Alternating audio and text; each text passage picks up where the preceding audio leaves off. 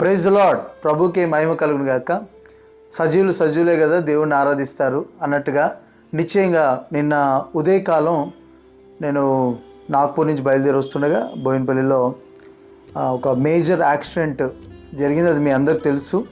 ఆ యాక్సిడెంట్లో ప్రభు కృప ద్వారా ఎటైతే నేను కూర్చున్నాను అట్టే యాక్సిడెంట్ క్రష్ అయింది. అయినా కానీ ప్రభు కృప ద్వారా ఎటువంటి ఒక చిన్న గాయం తగలకుండా ప్రభు కాపాడారు.